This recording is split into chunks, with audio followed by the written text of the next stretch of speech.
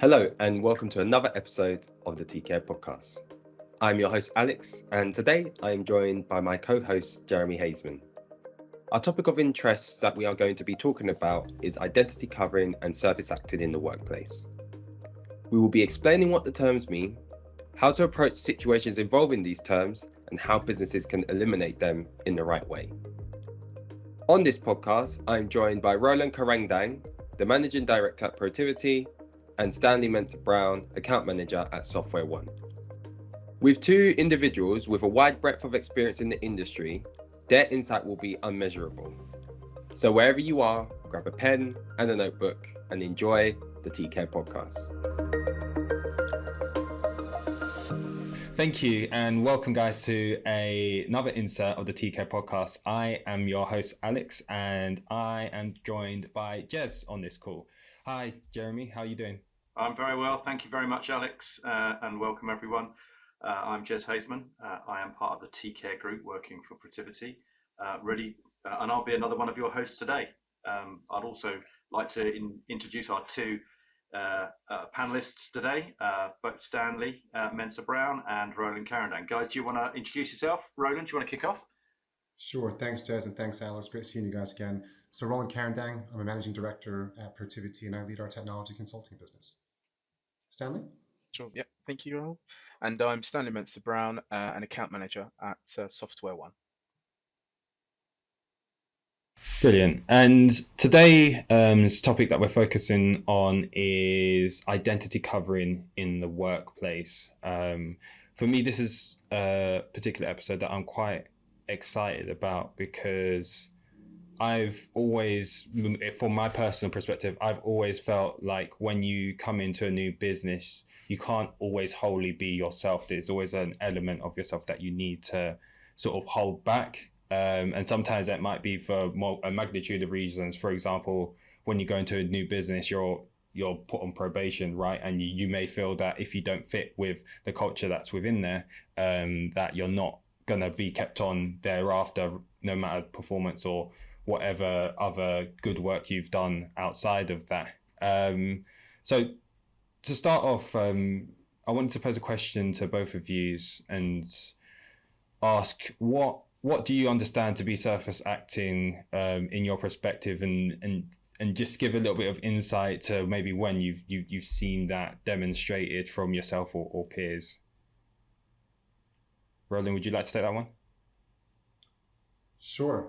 It's not something. I mean, I was more comfortable with the identity covering piece, Alice. I haven't. Really sorry. My apologies. I meant identity covering. So identity covering. I can touch on. So I can touch on. I guess service acting, but which is, I guess, my understanding of it, which is where you may be feeling a particular way about something and emotionally feeling one way, but what you then kind of just portray, I guess, physically is another. So, for example, you may not be feeling great, you might be even feeling a little bit sad, but to the rest of the world, you're smiling, you're happy, and you're getting on with it. And it's that, I guess, energy that you're kind of putting towards, I guess, this mask, this untrue mask, as opposed to maybe expressing how you really feel about something. And I think for me, it's a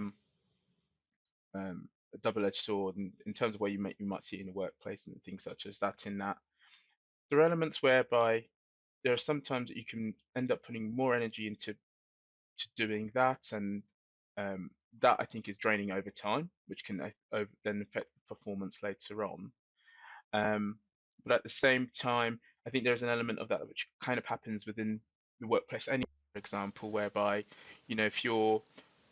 it could be something really small, as if you're working in a team, for example, and you're trying to generate ideas and someone comes up with an idea that you may not necessarily agree with, rather than kind of turning around and telling them that's a terrible idea and shutting him down,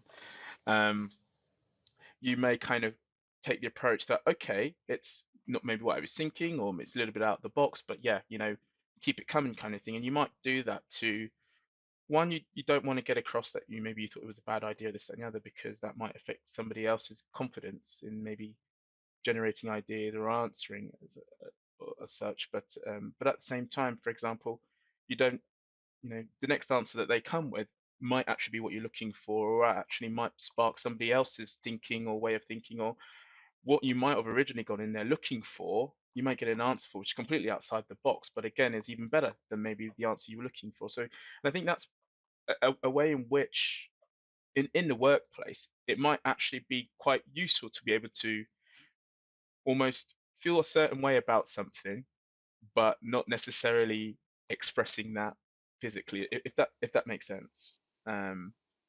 Yeah, If that makes a little bit of sense, yeah. Yeah, it does make sense. I'd be interested in Roland's perspective on that. Yeah, I think, thank you for that, Stanley. I can relate to that a little bit more now. I think it was probably a few months into isolation during COVID, where we all started to see each other a lot more on screen. And I had clocked in one of our meetings, and somebody had mentioned to me afterwards, this person just asked me why I wasn't smiling. And it was something that when I was made aware of it, I noticed it was something that was said far more frequently to our female colleagues. And I was connected enough with her, and she said to me, "Why do I always have to be happy? Why doesn't anybody ever ask the men why they're not smiling?" Which would be a real issue for me, because I'm normally not smiling, even though I'm normally delighted with what I'm doing. So that felt to me like a moment where, again, without having the taxonomy around it, it felt like we were forcing people in a way to what do we call the term again? Identity cover. To surface act. So that to me feels like one end of the spectrum, and then identity covering to me feels, I don't know, maybe even worse. I think and I know we've spoken about this before, guys, but I have felt on the outside of groups, including leadership. And again, it took someone else telling me this to recognize, because they said, well, on one hand, a woman had told me that you would notice if you were the only man in a room. And it happened to me very quickly, multiple times after that. And they said, that's what we deal with every day. But in a less obvious situation, which was happening to me repeatedly, I just was obviously on the outside of the banter to start off meetings with. And it seemed harmless at the time. I just let it go until the meeting actually started. But the first time you speak in that meeting, you feel like you have to have something solid to contribute. Like you're afraid to say the wrong thing because you're already coming in from the outside. And that's not really identity covering. That's just a step. I think that's a step beneath that, or a step before that, where I'm not covering anything, but I still feel really outside. So I guess when I was thinking about identity covering ahead of this call, it felt to me to be really bad, because in that case, I wasn't actively doing anything to get inside or not be outside. I just felt it. But in the case of somebody actually actively covering who they are, that to me felt very serious and sad. And this is a really big point, really. You as a leader, you've come in, you've been, whatever's happened, you've been promoted. You're now a leader of the organization. How as a leader did you deal with feeling that you're on the outside? So, well, I mean, with any leadership role and with any role, there's a way that you need to get things to land, I guess, right? And that's not necessarily an inclusion thing. It's just a way of just tactfully getting things done. I did have conversations with people in the team that I trust, and again, it's not as though I didn't trust people in the team. It's just they're on an inside group. It's not their fault for that. But I think, Jez, I've only really felt a difference as that group has broadened. Right. And that was a very intentional decision and behavior that we've taken. And from there, it's just been, well, I wouldn't say I feel more inside. It's just been more diluted in a way. Interesting point for both of you. So do you think that identity covering is more prevalent if you come from an underrepresented background?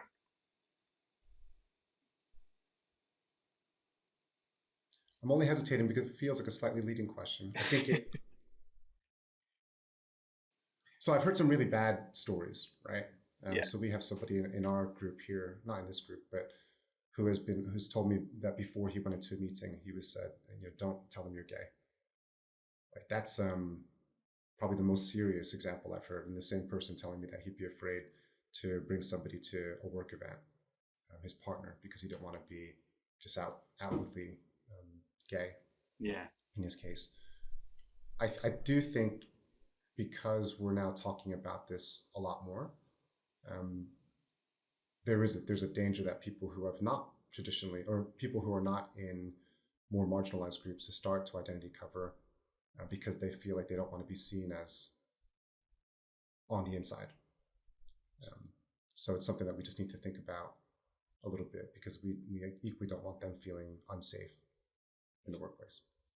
And I think on that, I think my take on that is, going into an environment where you're potentially from an upper underrepresented group. I think there is an element where you feel as though when you kind of walk into this, that you are kind of like a type of model, like, and there will always be people who will have their kind of own ideas and assumptions about you before you've even opened up. And so when you do, you've almost got to feel as though that you are the best of the best, and as part of that is also making sure you fit in, whether that it includes dialing down who you naturally are a bit to be one of them, to be part of everyone around you, or even sometimes even maybe trying to, for example, if you're, say, an introvert, trying to act more like an extrovert to kind of fit in with the rest of the team around you in that respect. And I think and I think when you're from an underrepresented group, I think the urge to fit in, to be, one like everybody else, but also this other side to it where you feel as though, you're kind of on show modeling that people will, you're almost representing more than just yourself. Yeah. I think that's another element which I think well, not necessarily encourages you, but yeah, easily leads you down the road of identity covering. I mean, that's interesting. I mean, I think for me, this is a new subject. I'm relatively new to this subject, so I'm really interested also on, have you got any examples where you've actually had to do this? Where is there anything that you can remember actually where I've had to employ identity covering in a certain situation where you felt you just feel like, as you've said, Stanley, you want to fit in, you want to make sure that you're not being your authentic self. And I think, I think I'm part of possibly like a generation where there is less of that and more of a focus on diversity. And so actually, when you do when you go into the workspace, I think, unlike before, I think more so now, you are probably more likely to find, and this is not necessarily based on even race, but just people who are either from your same sort of social your background, whether that be from socially or things that you're into. I think or even just even age group that you're kind of all about, in that case, about the same kind of picture almost. So I think for me, it's where that's kind of, I've probably seen it most, is when I've been in a new space, when newly joining an organization, and you touched on it earlier, whereby you are potentially on probation, and you've got to make sure that you fit in. And it's, because someone like me, personality wise, I am someone who's quite smiley, positive, loves to laugh and joke, and quite loud. The African in me, the more excitable I get, the louder and louder I get, right? And that's part of me, that's part of my character, and that's expressing who I am. But when you join a new organization, you don't understand the culture yet. You're not too sure what kind of space you're in. And so, whereas me, who likes to have, a laugh and joke, when I first join, I'm thinking, okay, let me get the lay of the land first, because I don't want to come across as just some joker, right? I've barely, started, my job and this, that, and the other, and I don't want to get the reputation here that I'm not someone who's a serious guy, that I'm not someone here who's, here to do their job well, So there is an element whereby you've got to try and get the lay of the land, figure out where you are before then, if once feeling that you're potentially in a comfortable workspace and environment, before then you can kind of start to show them more and more and be your authentic self. Do you think that part where you say getting the lay of the land, what does that entail? Because when I hear what you're saying, I'm thinking, I get into a new business and I go, okay, what's the culture? What are my team like? What's my manager like? What are the areas for, let's say we've got a listener who's just started a new role. What are the areas that typically people tend to analyze and think, oh, I might have to hold my personality or hold my identity back in order to succeed? That's a question for the room, really. I can give an example of this, and just reflecting on Jez's question. I don't know if I've knowingly done this myself, but I do recall a situation whereby I just spoken to one of my practice leads. He's BAME, and he said to me, I just had a great interview. The thing is, this person was very urban.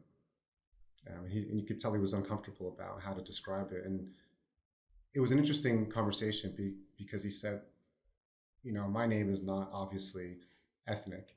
So when this person joined the interview and we were on screen, he said, oh my God, you're Black. And he immediately let his guard down and was so comfortable in the conversation. And he said, this person is fantastic. There's no question in my mind that he can do a great job. But I don't know how clients are going to react because he's very different from what we normally see. And I think probably because of there is more attention to this now. Increasingly, organizations have the will to remove the invisibility of race in the workplace. But also just because we're in such a hot job market for technology-oriented talent that what I said was, well, there are a few people who can do this job today. So if it means we just need to have a conversation with some clients about who we're bringing on here and how they're fantastic at what they do, but they might be a little bit different, it's a good time to have that conversation. And this person has since joined, is doing fantastically well. But it was one of these situations where it was obviously a little bit uncomfortable for us, even as people who are actively in this space. And it did make me just reflect on how it must be for someone to just feel that comfortable, because you could tell that in everyday situations he was not. And how did you help that person or that individual become more comfortable in the workplace? Was there some sort of initiative that was set up before he joined so that he or she or they may feel comfortable? What was done? So I think there probably is a structural thing, and then there's just more of a personal one. We have ProCulture is our ENG here at Protiviti to cover off ethnic minority interests. So that was something that we had spoken about during the interview process and something that this person has latched onto since he's arrived. And that's been a great contribution to the overall office that we have here. I think personally, though, it's interesting because, again, with all the structure in the world, if you're not connected with your people, they're not going to be open with you. And this has, I guess you could call it upside risk on things like innovation and improving the business. But there's also just some big downside risks to manage because the work that we do is really hard. And if these people don't feel comfortable, if your people don't feel comfortable coming to you and telling you that a project is going sideways, then you're really putting a lot of risk into your own and your clients' organizations. So I think on the personal side of it, it is just spending more time with our people, sharing more, opening up a little bit personally first, so your people just gradually get more comfortable with you overall, and can raise topics like this as well as just your normal day-to-day concerns. That's interesting, Roland, because I think, as a leader, how do you approach? You've given some examples there around trying to take away the authentic, or being more authentic. How do you drive that culture? How is it? How do you, on a day-to-day basis, try and really kind of engage so you're getting the authentic person? So I do a few things. I mean, first, I just try to do that myself. And it's an interesting thing because you want to balance off people's time and how many things you're putting on them, right? So for example, I like people just to know that I'm around. So I'll just join people's stand-ups, for example, because across our practices, people have their regular touch points or their stand-ups. So I like to just join those so I can just see a lot of people at once, and just share a little bit of perspective on where we're at as a business, where I'm at personally. It's a little bit contrived now, but I do a lot more one-to-ones than I ever have, just because you're not going to have the one-off impromptu conversation that you'll have in the office. And a lot of it is just, I think, getting past the old, we used to say, leave it at the door, right? Or in terms of your personal life and your professional life. I just don't believe, well, that might not have ever been a valid way of, well, it's just not something that feels very relevant today. We're hyper connected, and people have a lot of personal context they bring into the workplace and vice versa. So acknowledging that, it's just also sharing your own experience with that balance. And do you think this is a generational thing as well, Roland? Do you think this, identity covering has changed over the years? Do you think it's not as pronounced now as it used to be, or do you still think that the workplace, there is an element of people having to identity cover? I think it certainly was. I mean, it's easy to say because if you look historically, even the way that we, in the consulting business, there's a uniform that we had for many years, which was just a suit and tie, which is a male uniform. Yeah. Right. So it's kind of easy to say it was worse before, because if you weren't in that uniform, then you couldn't do it, and if you weren't a male, then it would be very hard. I feel like it probably is getting. Well, it's discussed certainly more.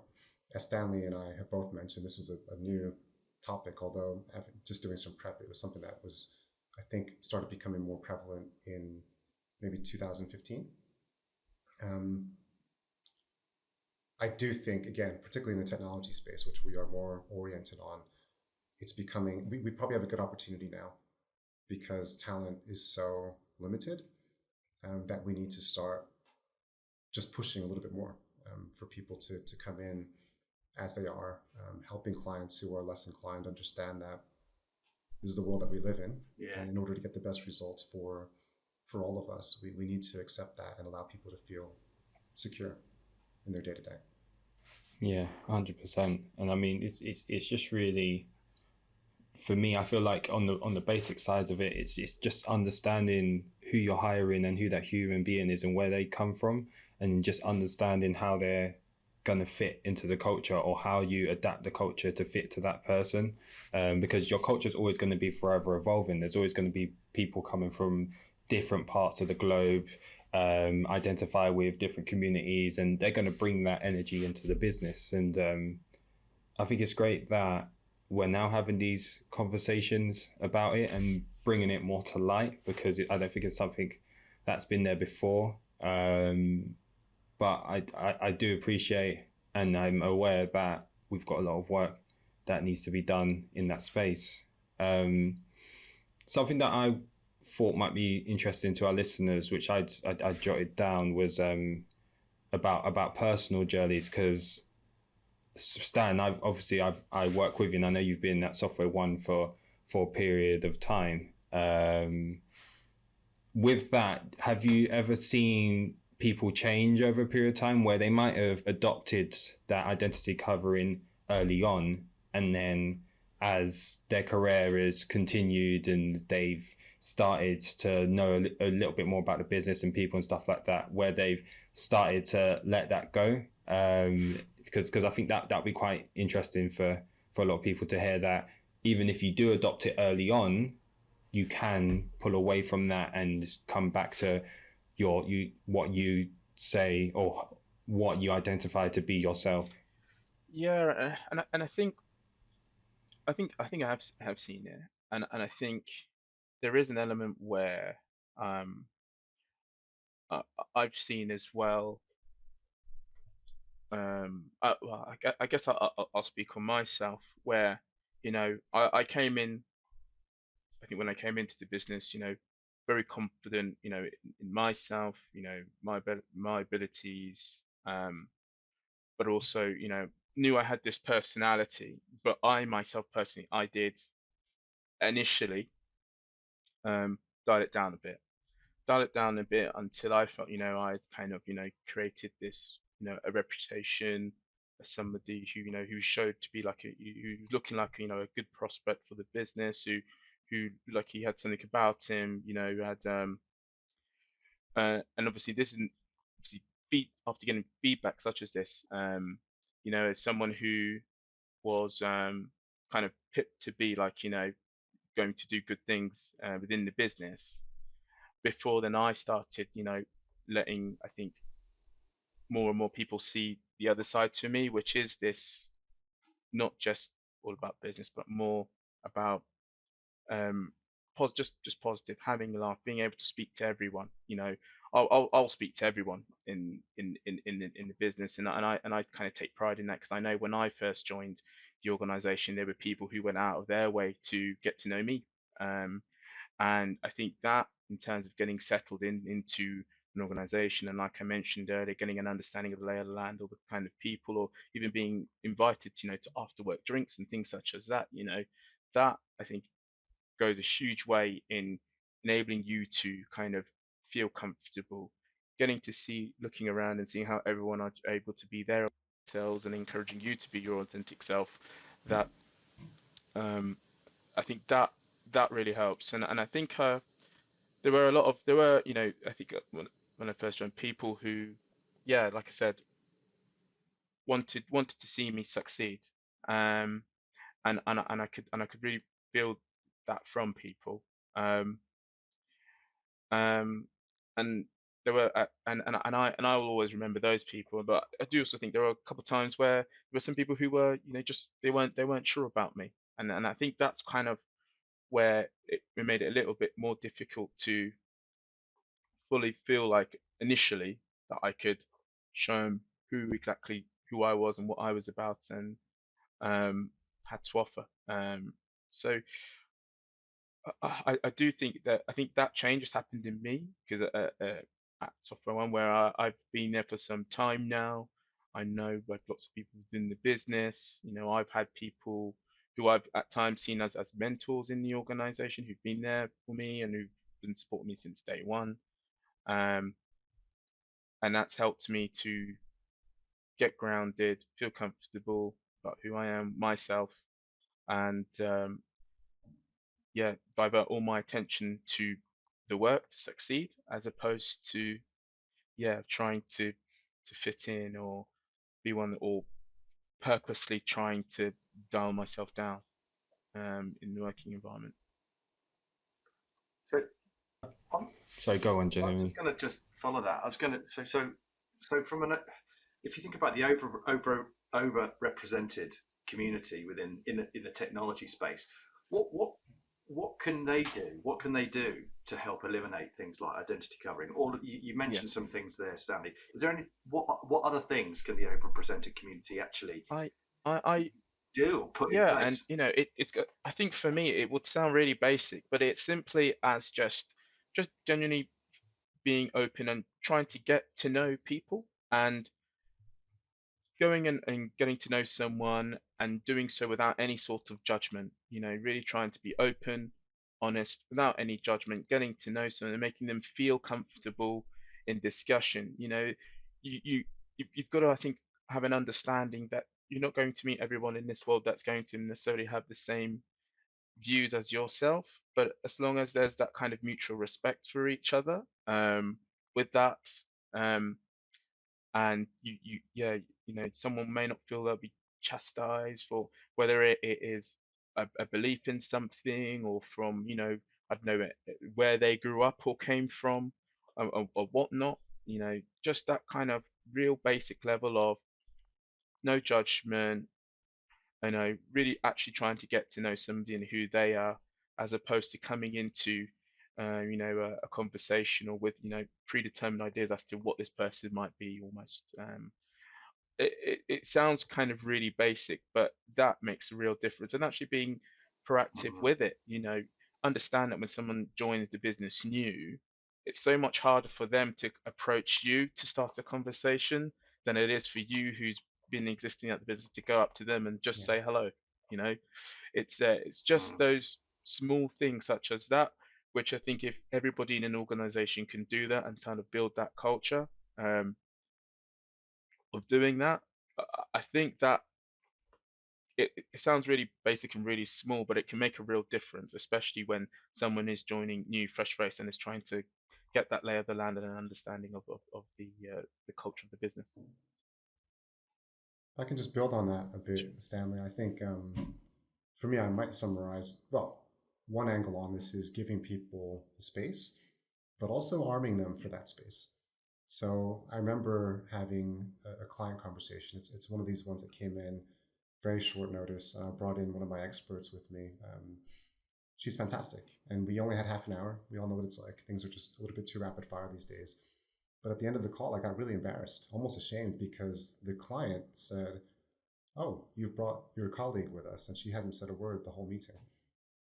Why don't we get her perspective on this?" And I mentioned it's something that it really just brought things to light for me in a big way.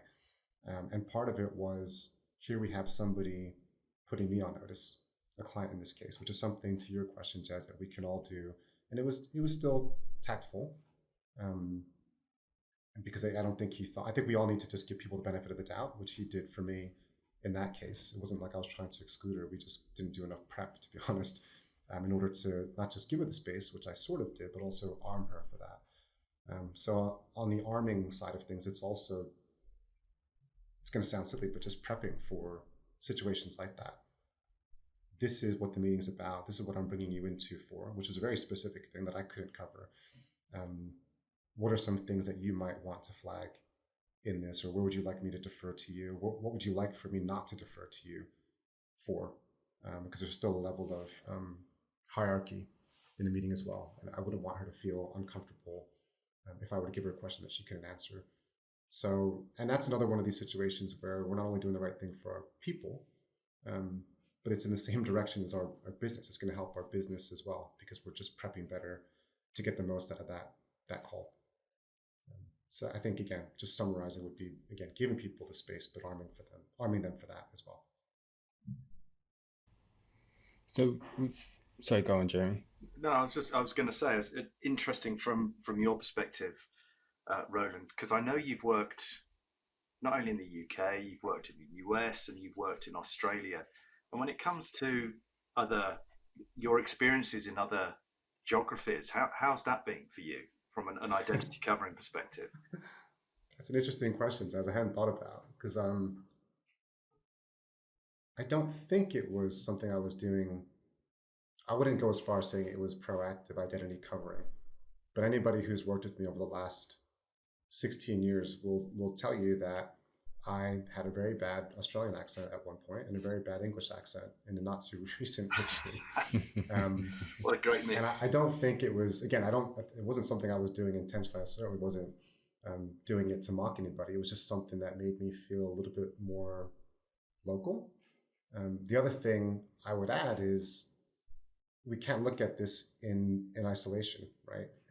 And earlier on in your career, yeah. And again, I don't know the research on this, but I know from my own experience, you're more likely to have experienced imposter syndrome, right? Because we're sort of just getting to a point where, initially we feel like we are maybe a little bit stronger than we actually are, or more skilled than we actually are, and then we fall into these depths of, actually, I'm not near as smart as I need to be. So that's happening early on as well, while you're building the social capital that Stanley mentioned, not just in your organization, but just in your career.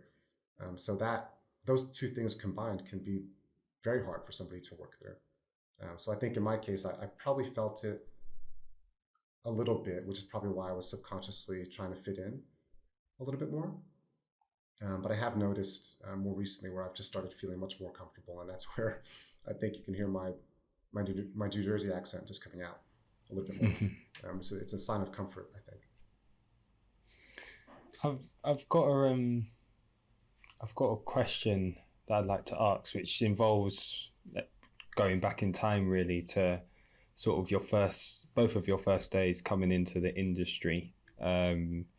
If you could give a message to that person around identity covering and how to approach it, what would be that message? What do you think would be important for them to hear and for them to understand? And it doesn't have to be just be yourself. It could be something bigger than that. It could be, okay, I understand this is quite difficult. And you've mentioned, Roland, about imposter syndrome. They're probably going through that phase as well. I'd just be keen to hear what your views are on that from the both of you. Good question. I think for me, it's kind of twofold. It's one, backing your ability, and also two, it's not to be afraid to break the mold as well. I think those two, if you can stick to that, you back yourself, you can do the job, you know that you're smart enough to do it, or you've got your wits about yourself and you can do it, and you maybe come with a quirky personality or whatnot, that the two take care of each other, and so I would definitely say, back your ability and don't be afraid to personality-wise be different, and have actually used that as a strength to separate you from the rest of the crowd.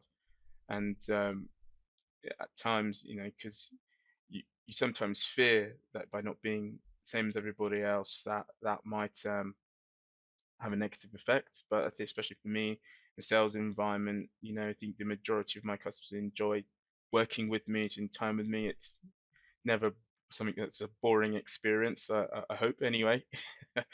but yeah, it's having that confidence that you can do the job, you can do the job, but and having faith in you and what you're about. I like the way that you posed the question, Alex, because again, in a conversation like this, on the surface, it's easy to say, just be yourself. But the reality is very different. It's hard. I love what you said there, Stanley, about, don't be afraid to be afraid. There are going to be other big situations where you're going to be thinking about how you act. The first time you meet your partner's parents, for example, or family. You want to be yourself, right? Because you want them to accept who you are, but you're definitely going to be thinking about it. Minding your P's and Q's. So I think for me, I'd want them to be resilient. I want them to expect situations like this to happen, where you're going to be questioning how much of yourself you should bring to a situation, and tell them it's okay if you go in and you're not 100% yourself. It's a hard balance, but to also just be brave and know that you'll have another opportunity to maybe do things a little bit differently, maybe in the same situation with different people, just further down the line. So I wouldn't want them to feel that they couldn't get it wrong. That's a good shot, actually. Yeah, that's all. Like, the pressure of failure at times can be crippling, but like you said, you'll get another opportunity to go again. It's not the be all and end all. And again, it's that. And again, back to, we touched on, don't be afraid to be afraid. I like that. I think skills shine through. We're looking for that's, again, particularly now, and we're all feeling the emergence, I guess, of the more sophisticated buyers and customers and people looking for outcomes, and the war for talent, all these things happening at the same time. It's a great time to be very good at what you do. So whilst you might not be able to couple that with being yourself 100% every single time, once you can show people who you are, it becomes a lot easier. So I think I would also just encourage them to develop their skills, know what's valuable for them in the market, and just be patient with themselves as they work through the journey. So I wanted to sort of add the next part to that, which is let's take your first day and make it present day, because we're coming out of a pandemic and we're going to have this new setup where people are coming into the office twice a day. You're not really going to have as much FaceTime with people. And going back to, I believe, Stan, you said it about being in the workplace and people coming to you and introducing themselves, that element is going to be taken away.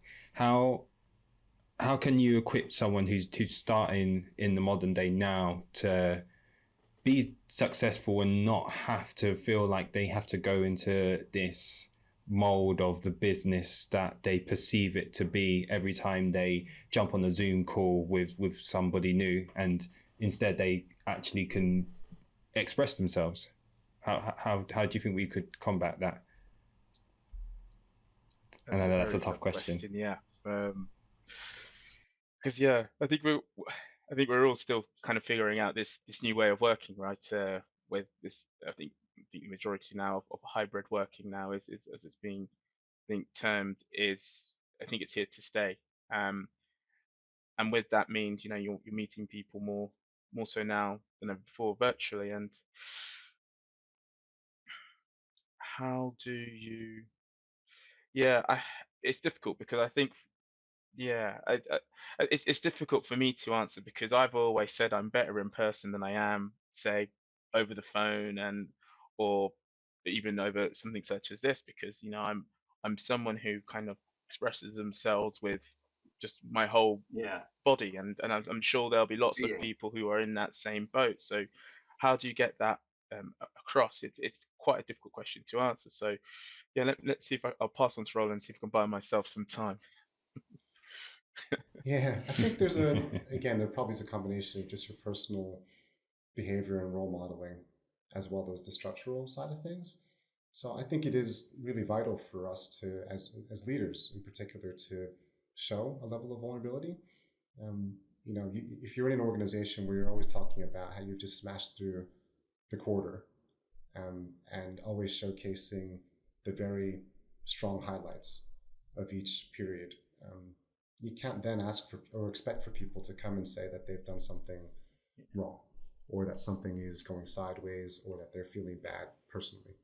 You can put all the check-ins you want with them. If you aren't role modeling that yourself, then you can't expect people to do that. It's just too hard in the way that Stanley mentioned before, particularly with them being on I'm going to say the weaker side or the newer side of the equation. And then structurally giving people the space for one thing that I love that we've done in the last 5 years is just giving people, new joiners, an opportunity to introduce themselves. But it's not just the professional background, it's pictures of people's families and what they've done, and just showing people that we care about that, and we're giving people some time to talk through that. Just shows that we do value it. So again, it's a small thing, but structurally that's there. And then through the ENGs that we have, again, structurally, I think it's important that we're giving them the time, and again, making sure that we use that time well, to help people discuss these topics more. Because again, the first thing is going to be the will to cover this, and we can work on the skill collectively later on. I think obviously for the technology community for racial equality, obviously we're focused on the technology industry. What more can the technology industry do to eliminate things like identity covering? So what else can we do? What else can leaders do? What else can organizations do? Well, one thing is just being more visible. I think one thing that we've all acknowledged, and I've definitely been saying a lot more in the last couple of years, is you can't be what you can't see. So if people are identity covering because they don't see themselves in those roles, then shame on us for not making ourselves more visible in those roles, because they would be less inclined to cover themselves if they knew it was there. Yeah, that's one thing. That's a good point too, and I think even from a very, from a very basic point and touching on that, if you're you're new into the organization and you have aspirations of, moving up into management or leadership, and you look up the hierarchy and you don't see anybody that looks like already there, that's then, it, I think that in itself is something which is quite telling, that maybe that the organization isn't doing enough or proactively doing something to address that, and I think as long as things like that if that's the case, you will get people who feel that okay to potentially be in those roles. That means I have to be more like the people I see up there, as opposed to someone who is, like myself. That's a really interesting point, and I think one of the conversations I had recently with another organisation, it's a small to medium business, was they actually put pictures of underrepresented communities on their website, and that led to individuals from underrepresented communities contacting them about roles and jobs. Just that simple thing, I saw myself on that website, enabled me to apply for the role that you've got on your website. That gave me the confidence to do that. Jez, it's also in the name. You mentioned the technology community. Many single organizations won't be able to show that visibility themselves. But as a community, we ought to be able to do better. So I think by being visible across the community that we have here as part of T-Care, and more generally with the clients in the community and the ecosystems that we work in, is only going to help people see that there is that space for us in these roles. Yeah. So I think this is I've really enjoyed where this conversation has been going. It's I think there's a lot of takeaways that you can jot down, regardless of if you're a senior leader, someone who's not quite into the industry yet, or someone who's been in it for a while. I think this is a very big topic, and there's many elements to it that I'd want us to address upon in the future potentially. For example, Roland, you mentioned about role models previously, and I'd be keen to hear how sort of role models and mentors can play a part in that identity covering aspect. For example, when I came into SoftwareONE, the role that I was put into meant that I was set up with a senior account manager, and that really helped me get used to the company culture. And also I was quite fortunate that that person allowed me to express myself, make those mistakes, and have that safe space to get comfortable enough to think, okay, you know what, I can really excel in the position that I'm in. But unfortunately for today, I think that's all we've got time for. So first and foremost, thank you, Roland and Stanley. I think your insights have been outstanding, and it's been great to have you guys on the pod. For those listening, please follow us on all the socials. Give this session a like as well. Spotify, YouTube, whatever medium you're listening to. Please give us the support, because we do want to get the message out to as many people as possible. Also, thank you, Jeremy, as well, as the co-host on this podcast. It's been a great conversation, and I for one are really happy that listeners have been able to be a part of this, and really taking what's been shared, and hopefully they can speak to their peers and say, hey, look, I've learnt about this term that I hadn't learnt of before, and we can really start a dialogue, not just within our industry, but beyond that as well. Jeremy, was there anything you wanted to add before we sign off? No, it's just been, I think you've covered it. Alex, to be honest with you, I just want to thank Stanley and Roland for being their authentic selves on this call, quite frankly, to share their understandings, their learnings, and their knowledge on how our industry can do things better. Okay, perfect. Well, thank you guys for listening, and we look forward to bringing more podcasts to you. And yeah, right now, take care wherever you are, anywhere in the world. Have a good day, and yeah, thank you for your time. Thank you, everyone. Thank you guys so much. Thanks, guys. It's a pleasure. Thanks for listening. We hope you enjoyed this episode and we look forward to hearing your thoughts. So please continue the dialogue on socials. To stay updated on when we release the next episode, follow us on LinkedIn and on Twitter at TC4RE. And don't forget to check our website at www.tcare.org for more information and content on today's topics.